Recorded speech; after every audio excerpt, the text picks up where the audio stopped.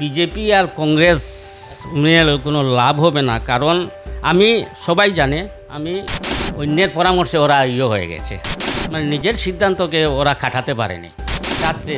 এবং কাটিগড়া হিন্দু মুসলিম সব জনগণ যখন অসীম দত্তকে চাচ্ছে, সেই হিসাবে ওরা আমাকে সাপোর্ট করেছে। জেলা পরিষদ হিসাবে কাজ করা যায় আর পঞ্চায়েত সভাপতি হিসাবে কাজ করা যায়। আর 2026 হলো ফাইনালে তো একদম 100% যে আমরা জয়ী 100% নিশ্চিত।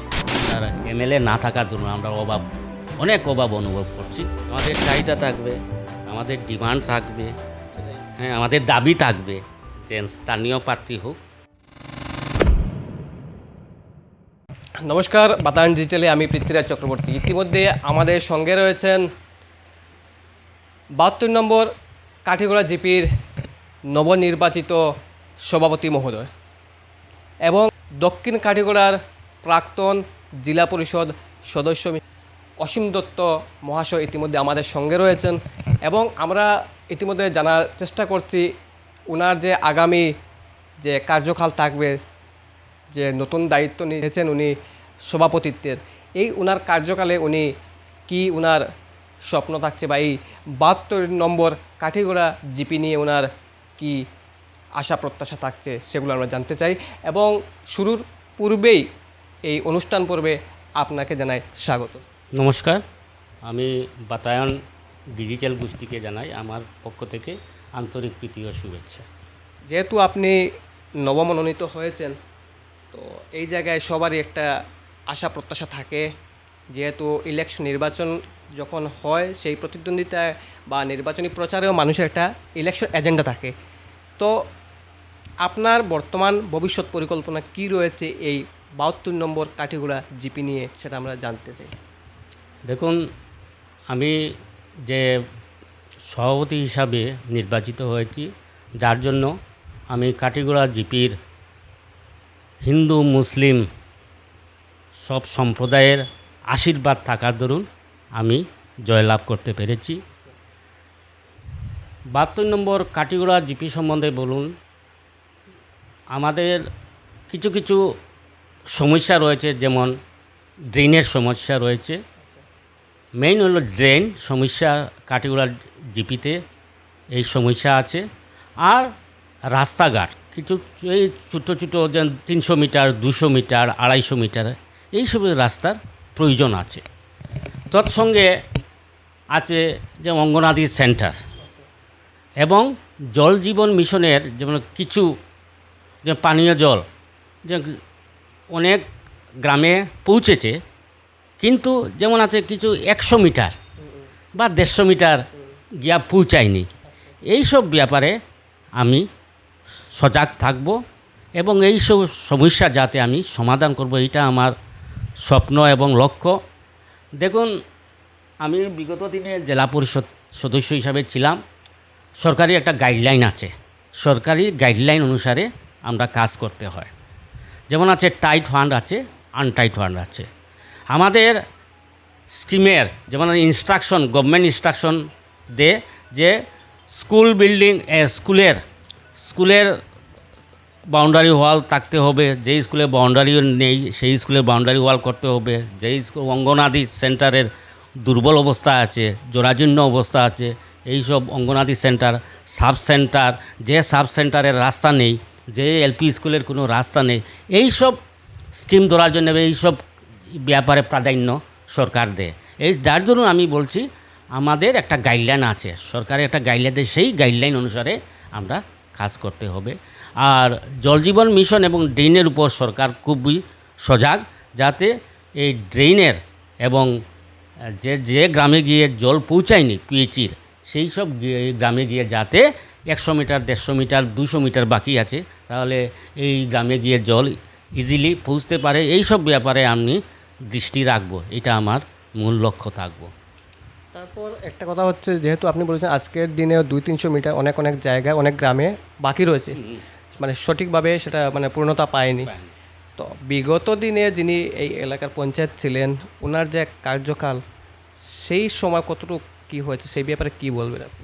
সেই বিগত দিনে যত পঞ্চায়েত সভাপতি যতটুকু উনি করেছেন ঠিকই আছে, কিন্তু আমি জেলা পরিষদ সদস্য হিসাবে আমি ওনার কয়েকটা সমস্যা ছিল, হ্যাঁ, সেই সব সমস্যা উনি আমার আমার দ্বারা উনি এই সমস্যার সমাধান হয়েছে।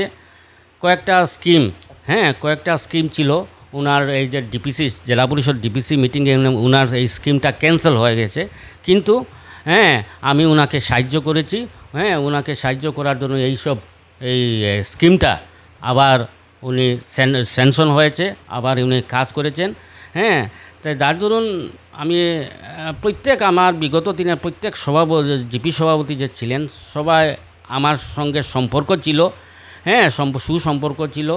ওদের কোনো সমস্যা হলে আমাদেরকে বলতো যে দাদা এই জেলা পরিষদের এই প্রয়োজন, এই সমস্যা, তো যার জন্য দাদা জেলা পরিষদ থেকে এই স্কিমটা, হ্যাঁ, যেভাবে হোক ছুটিয়ে আনার জন্য, ছাড়িয়ে আনার জন্য, তো যার দরুন আমি এইসব তাদেরকে সহযোগিতা করেছি। এবং যতটুকু আমি বুঝতে পেরেছি যে বা আমার আছে যে না, যত যে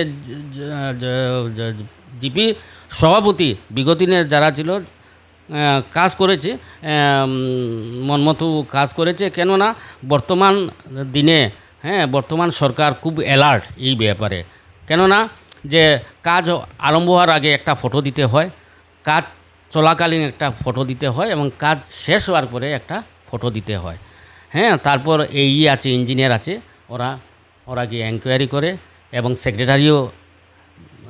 সেক্রেটারিও যিনি ছিলেন আগে, ওরাও গিয়ে মধ্যে আমি দেখতে পেরেছি যে ওরাও মধ্যে গিয়ে এনকোয়ারি করেছে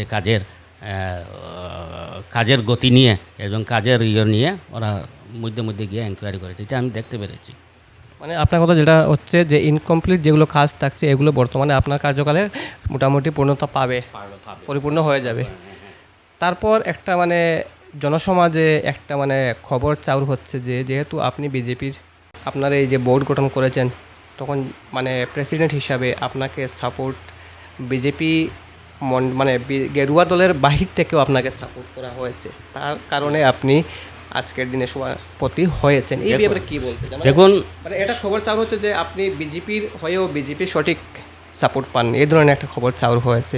এই ব্যাপারে আপনার মন্তব্য কি? দেখুন, এইবার ইলেকশনটা হয়েছে নির্দল হয়েছে, সবাই নির্দল চিহ্ন নিয়ে প্রতিদ্বন্দ্বিতা করেছে, কিন্তু এই ব্যাপারে বিজেপি আর কংগ্রেস কোনো লাভ হবে না, কারণ সবাই জানে আমি 1986 ইংরেজিতে আমি বিজেপি করছি, সবাই জানে আমার কাটিগড়া জিপির প্রত্যেক জনগণ জানে আমি বিজেপির একজন কর্মী। তো সেই হিসাবে লোক দেখছে যে এই ধরনের ব্যক্তির এই সভাপতি হওয়ার প্রয়োজন আছে, যার দরুন আমাকে সবাই সাহায্য করেছে, সহযোগিতা করেছে। কিন্তু মধ্যে আপনি যেটা শুনেছেন এটা ঠিক, কিন্তু এইটা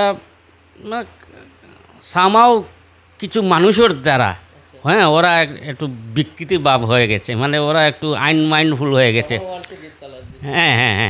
হ্যাঁ যে ইনসিডেন্ট। তো এটা পরে যখন প্রথম 30 তারিখে আমাদের ছিল, 30 তারিখে আমরা 5 জন উপস্থিত ছিলাম, তারপর একটা ডেট হয়েছে 3 তারিখ আবার 10 জন উপস্থিত হয়ে আমাকে করেছে, সবাই সাপোর্ট করেছে, তার ধরুন সবার আমি হয়েছি, এটাতে কোনো অসুবিধা হয় না। মানুষ এখানে দল দেখছে না, দেখছে একজন সঠিক ব্যক্তি, হ্যাঁ, সঠিক ব্যক্তি সঠিক সময় চয়ন করেছেন, হ্যাঁ, এইটাই, হ্যাঁ, সঠিক চয়ন করেছে ওরা। কিন্তু আমি যে অল্প আগে বলেছিলাম না যে কিছু লোক ওদেরকে মানে রং দেওয়ার চেষ্টা করেছিল, যার ধরুন আর ওরা যারা হয়েছে ওরা তো নবাগত, একদম কমপ্লিট নবাগত, এবং বয়সও বেশি নেই, তাহলে তার অন্যের পরামর্শে ওরা হয়ে গেছে, কি বলে যেমন আছে অন্যের পরামর্শে, মানে তারা আইন মাইন্ডফুল হয়ে গেছে, বা নিজের সিদ্ধান্তটাকে ওরা মানে নিজের সিদ্ধান্তকে ওরা কাটাতে পারেনি। হ্যাঁ, তো যার জন্য এটা প্রথম 30 তারিখে হয়েছে, পরে 3 তারিখ যেটা আবার হয়েছে, এটা আবার সুন্দরভাবে হয়েছে, কোনো অসুবিধা হয়নি। তারা বুঝতে পেরেছে না, হ্যাঁ, সবাই যখন চাচ্ছে এবং কাটিগড়া হিন্দু মুসলিম সব জনগণ যখন অসীম দত্তকে চাচ্ছে, সেই হিসাবে ওরা আমাকে সাপোর্ট করেছে। তো আমরা একদম সমাপ্তির পর্যায়ে, বেশি সময় নেব না। আর দু একটা প্রশ্ন থাকবে আপনার কাছে, যেটা আমার প্রশ্ন না, জনগণের প্রশ্ন। মানুষের মনে একটা মানে প্রশ্ন জাগছে, যেহেতু আপনি এক্স জেডপিসি সাউথ কাটিগড়ার, তো জেডপিসির এই পদ থেকে আপনি বর্তমানে পঞ্চায়েত নির্বাচনে, এটা একটা মানে ভীষণ মানুষের মনে মানে প্রশ্ন জাগছে, এই বিষয়ে আপনি কি বলবেন? এই বিষয়ে দেখুন, কাজ করার যদি ভিতরে যদি মন থাকে, তাহলে জেলা পরিষদ হিসাবে কাজ করা যায় আর পঞ্চায়েত সভাপতি হিসাবে কাজ করা যায়। আমি মনে করি এটা যে কোনো পোস্ট থাকলে মানে জনগণের কাজ করবে, ডেভেলপমেন্টের কাজ করবে, এটা যে কোনো পোস্ট হলে এটা করা যায়, কাজ করা যায়। মূল মতলব হলো ডেভেলপমেন্ট, কাজ চাই, কাজ মানে মানুষের। আর এইটা প্রতিনিধি বলেছেন, মানুষের সবসময় কাছে থাকতে চাই, হ্যাঁ, মানুষের সঙ্গে থাকতে চাই এবং সঙ্গে আমি ডেভেলপমেন্টও করতে চাই। এইটাই আমার মানসিকতা। জেলা পরিষদ আর পঞ্চায়েত এটা কিছু নাই। মানুষ মানে জনগণ সোজাসুজি বলছেন যে আমরা দেখছি ঊর্ধ্বগামী হতে, ওনাকে দেখা যাচ্ছে নিম্নগামী, মানে এই বিষয়টাই। না, এই হয়েছে না দাদা, আমি অল্প আগে বলেছি আপনাকে যে আমার নিশানা বা আমার এইম যে ডেভেলপমেন্ট, আমি জনগণের সঙ্গে থাকতে চাই, পাশে থাকতে চাই এবং আমি আমার যতটুকু আমার ক্যাপাসিটি আছে ডেভেলপমেন্ট করতে চাই। কেননা যে ডেভেলপমেন্ট আমার ফান্ডের উপর ডিপেন্ড করবে, সরকারের ফান্ডের উপর ডিপেন্ড করবে। সরকার যতটুকু টাকা দেখ না কেন, সেই টাকাটা আমি সঠিক পথে আমি এটা ইমপ্লিমেন্ট করতে হবে, ওটা আমার মেইন লক্ষ্য এবং আমার স্বপ্ন। যেহেতু আপনি সাউথ কাটিগড়ার এক্স জেডপিসি মেম্বার, তো 2026 সম্মুখীন এবং রাজনীতির ময়দানে 2026কে নিয়ে প্রস্তুতি পর্ব ইতিমধ্যে শুরু হতে দেখা যাচ্ছে, তো এই ব্যাপারে আপনি কি বলবেন? না, পার্টি এখন দেখুন, আমরা পার্টিগত ব্যাপার, আমি এখন বিজেপির কর্মী হিসাবে বলেছি যে আমাদের এইটা ছিল, এই পঞ্চায়েত ইলেকশন ছিল সেমিফাইনাল, 26 হইল ফাইনাল। আমরা সেমিফাইনালে আমরা বিজয়ী হয়েছি। আমরা আজকে একটা মিটিং হয়েছিল, আমরা কাটিগড়া মণ্ডলের ডিস্ট্রিক্ট থেকে উনি এসেছিলেন, যে আমরা 100-র উপরে আমরা পঞ্চায়েত দখল করেছি, 100-র উপরে আরও অনেকটা বাকি রয়েছে। আসলে আমরা 140-45টা আমরা মানে ওরা বলেছেন যে আমরা 140 থেকে 45টা আমরা বিজেপির অধীনে থাকবো ইয়েটা। তো যার ধরুন এই সেমিফাইনালে আমরা জয়ী হয়েছি। আর 2026 হলো ফাইনালে তো একদম 100% যে আমরা জয়ী, 100% নিশ্চিত আমরা ফাইনালেও আমরা 2026 এমএলএ ইলেকশনে আমরা জয়ী হব। ঠিক আছে, হবেন। তারপর মোটামুটি সম্ভাব্য প্রার্থী হিসাবে কাউকে কি আপনি চাইছেন বা দেখ? না, এই ব্যাপারে না, দেখুন আমি সংগঠনের লোক, আমি বহুত পুরানা সংগঠন, হ্যাঁ, তো যার ধরুন আমরা এইসব ব্যাপারে কিছু বলতে পারবো না।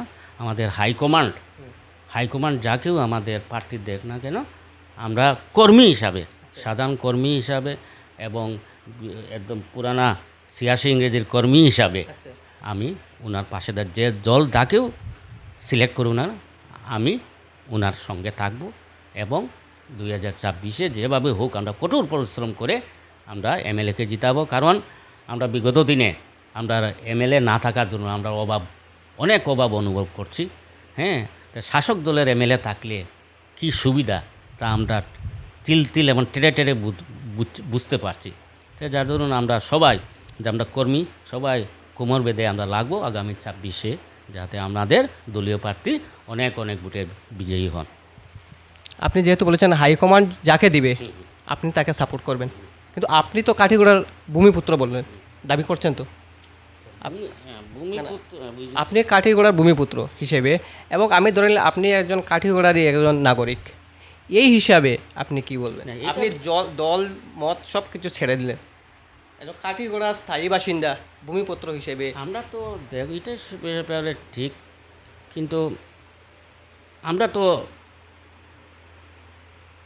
থাকবে, যেটাকে বলে আমাদের চাহিদা থাকবে, আমাদের ডিমান্ড থাকবে, সেটাই হ্যাঁ, আমাদের দাবি থাকবে যে স্থানীয় প্রার্থী হোক, হ্যাঁ, তারপর সব কিছু ডিপেন্ড হাইকমান্ডের উপর।